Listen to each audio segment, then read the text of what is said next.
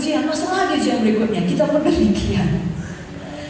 Tapi saudara, tiap kali lulus ujian, pasti saudara senang. Amin. Amin. Dan kalau lulus ujian 1, artinya saudara naik tingkat lebih tinggi. Amin. Ya kan? Kalau lulus ujian SD, kelas 6, naik ke SMP. Lulus 3 SMP, naik ke SMA. Lulus SMU, meja hijau, sarjana. Kalau mau terus lagi studi, S2, S3, S4, S campur. Tapi saudara mengerti maksud saya. Itu sebabnya jangan Tuhan udah begini sakit dengan ujian ini, akhirnya bisa lulus dengan pertolonganmu, kenapa datang ujian lagi? Sukacita saudaraku.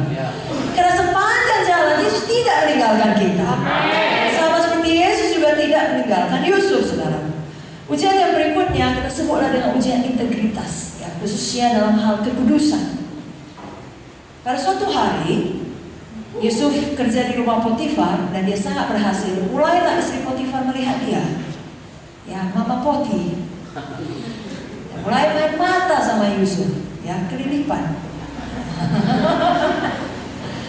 Dan Alkitab mengatakan bukan sekali-sekali, tetapi terus-menerus. Kalau orang dunia punya ungkapan, tidak ada buaya menolak bangkai. Dengan kata lain, kalau ada cewek menyodorkan diri seperti itu, laki-laki pasti menangkapnya. Tapi Yusuf tidak demikian. Walau Mama Poti tiap hari berkata, Bang Yusuf, sini dong. Yusuf berkata tidak mau. Kenapa? Karena dia mau lulus ujian kekudusan. Dia tahu ada visi yang besar dari Tuhan, panggilan yang besar daripada Tuhan. Dia tidak mau rusak panggilan yang besar itu. Sebenarnya Yusuf bisa buat banyak alasan.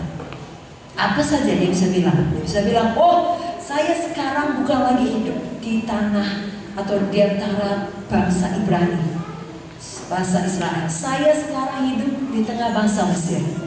Dan bagi orang Mesir yang begini-begini mah biasa.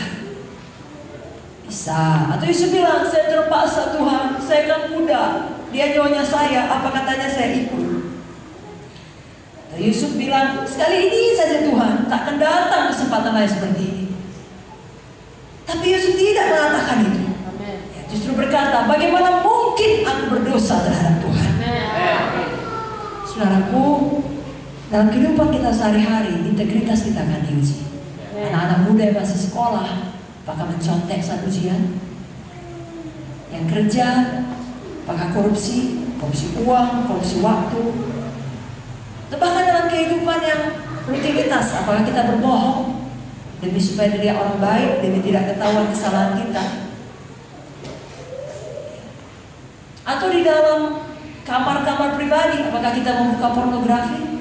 Pada waktu internet kita hidup, karena sekarang dengan satu gadget saja kita bisa pakai itu semua hal yang baik, tapi di sisi lain kita juga bisa pakai itu semua hal yang jahat. Biar kita menjawab seperti Yusuf menjawab. Walau kita sendirian di kamar yang sepi, tidak ada orang lain di situ, kita bisa buat dosa apa kita mau, tapi kita tahu mata Tuhan ada di segala tempat, mengawasi yang baik dan mengawasi yang jahat. Dan lebih daripada itu, hati kita takut akan Tuhan. Bukan ketakutan gemetar kalau aku buat Tuhan akan memancung aku mati, bukan. Ya, justru Tuhan sangat pengampun. Tapi karena kita takut akan Tuhan dalam pengertian kita mengasihi Tuhan, kita hormat akan Tuhan, kita tidak mau dengan sengaja jatuh ke dalam dosa. Betul, kita masih hidup di dunia dan kita masih bisa jatuh dalam dosa. Tapi ada perbedaan jatuh ke dalam dosa dengan hidup dalam dosa. Kalau pemulung, saudaraku, dengan sangat hormat pada mereka, tidak ada sedikit pun maksud untuk menjelekkan mereka. Mungkin karena nasibnya kurang baik, ada banyak anak-anak gelandangan. Dia hidup di tengah kubangan sampah. Dari situlah dia mencari nafkah. Dia kais-kais sampah, dia korek mana yang bisa dijual kembali. Jadi kotoran sampah itu, bau sampah itu bagi dia tidak mengganggu lagi. Sudah mengerti? Karena memang itulah hidupnya, dari situ nafkahnya. Tapi kalau saudara, mungkin dalam perjalanan kemarin sudah berpakaian cantik-cantik, ya, cuma karena melewati jalan gelap, saudara nggak nampak, jatuh ke dalam kubangan sampah, dalam lumpur atau ke dalam got, apa namanya di sini kalau mau? Ya got juga ya. Kan bau ya. Gak ada saudara yang menikmatinya, apalagi kalau saudara jatuh kena air sampah yang bau sampai ke dengkul saudara. Saudara kan cari kamar mandi, saudara bersihkan. Tidak bangga saudara menyembah Tuhan dengan got saudara tadi. Begitu kalau kita sudah benci dosa. Kita jatuh, tapi kita mau segera keluar. Kita mau segera bertobat. Kita tidak menikmati. Oh sedikit lagi lah pornografinya. Oh satu episode lagi lah kemarahannya, dendamnya, mengamuknya, membencinya dan lain sebagainya. Tidak. Sudah bertobat. Jadi Roh Kudus menyadarkan saudara sudah bertobat. Haleluya. Dan khusus bagi anak-anak muda, mari teladani Yusuf. Jangan rusak masa depan dengan kenajisan. Amsal 6 ayat 32-33 jelas berkata, siapa melakukan zina tidak berakal budi, orang yang berbuat demikian merusak diri, siksa dan cemooh diperolehnya, malunya tidak terhapuskan. Jangan inginkan sesuatu yang belum saatnya, saudaraku. Jangan rusak urutan Tuhan. Kalau saudara paksakan menerima berkat, ya saudara anggap berkat, tapi tidak dengan cara Tuhan, dengan urutan Tuhan, hanya membawa kesedihan bagi saudara. Katakanlah saudara mau kaya, tapi saudara melakukan dengan cara korupsi, kelak akan membawa kesedihan. Dosa itu akan mengejar. Kelak akan ketahuan dan dihukum. Walau pada awalnya langsung dapat uang banyak, kan begitu. Tapi karena salah urutannya, hanya membawa kepedihan. Demikian kalau seorang anak gadis, biasanya kalau dia melahirkan anak pertama, apalagi dia sedang mengandung, ya memasuki bulan-bulan tua, semua satu keluarga senang. Orang tuanya senang, mertuanya senang, pasangannya senang, semua serasa ikut hamil.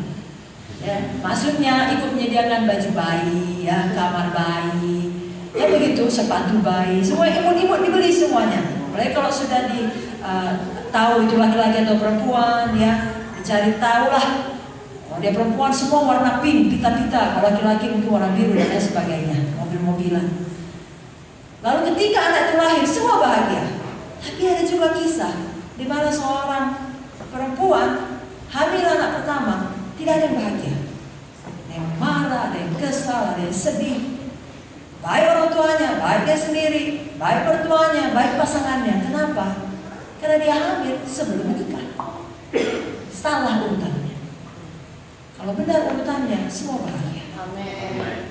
Kalau salah urutannya, tidak ada yang bahagia. Bukan Tuhan tidak bisa mengampuni, Tuhan mengampuni, Tuhan memulihkan, tapi tetap ada konsekuensi dari dosa. Katakanlah dalam contoh kisah tadi, anak perempuan tersebut hamil di luar nikah. Apakah Tuhan mengampuni dia? Ya.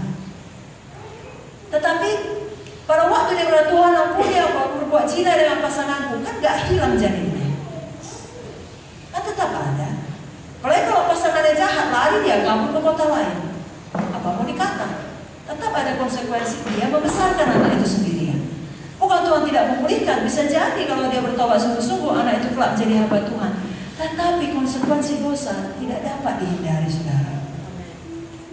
Walaupun ada pengampunan pemulihan daripada Tuhan, itu sebabnya paling baik dengan pertolongan Roh Kudus kita katakan tidak kepada dosa.